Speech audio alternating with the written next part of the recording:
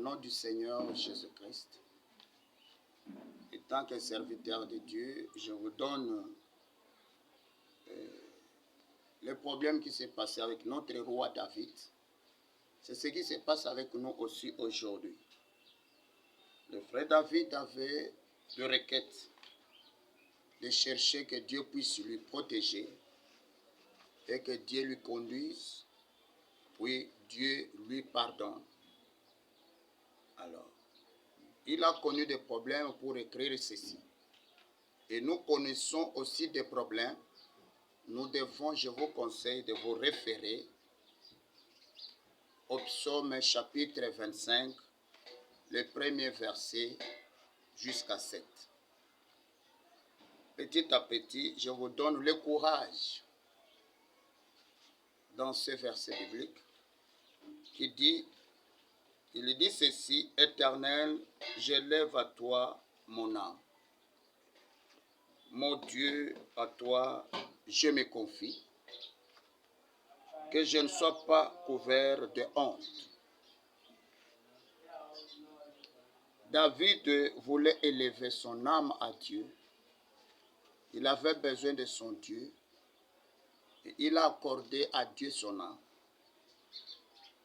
Et il ne voulait pas qu'il soit couvert de la honte de ceux qui observaient David comme serviteur de Dieu.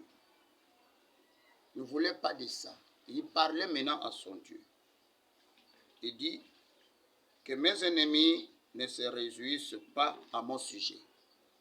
Nous avons tant d'ennemis, même dans des églises chrétiennes, même dans le monde.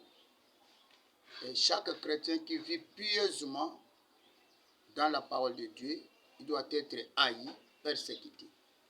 C'est ce qui s'est passé avec David. Il était haï, il avait des ennemis parce qu'il servait Dieu. Mais il ne voulait pas que ses ennemis puissent voir sa honte.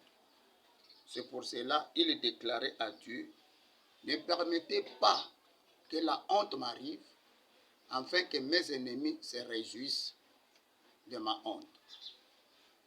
Il continue, il dit: tous ceux qui espèrent en toi, il s'adresse maintenant à Dieu, ne seront point confondus. Ceux-là seront confondus qui sont infidèles sans cause. Ceux qui espèrent à Dieu, qui ont l'espérance, qui ont l'espoir à leur Dieu, ils n'ont jamais été confondus. C'est là où la Bible dit que je n'ai jamais vu un juste être abandonné. Toi aussi, tu ne serais jamais abandonné. Tu ne serais jamais confus ou confondu. Le Dieu que tu sers est avec toi. C'est ce que David dit dans le psaume. Ceux qui sont confondus, ce sont des gens qui sont des infidèles, qui ne connaissent pas Dieu, qui n'adorent pas Dieu, qui n'ont pas l'amour avec Dieu. C'est ceux-là qui sont confondus, mais pas les enfants de Dieu. Il descend, il dit: Éternel, fais-moi connaître tes voies, enseigne-moi tes sentiers. David voulait être conduit par Dieu. David ne connaissait pas les chantiers de Dieu. Pour vous dire que chaque homme qui sert Dieu, il ne se conduit pas. C'est Dieu qui le conduit. C'est le Saint-Esprit qui conduit la personne qui sert Dieu.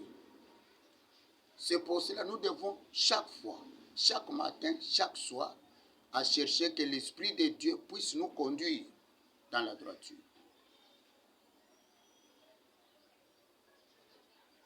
Oui, ce sont des conseils.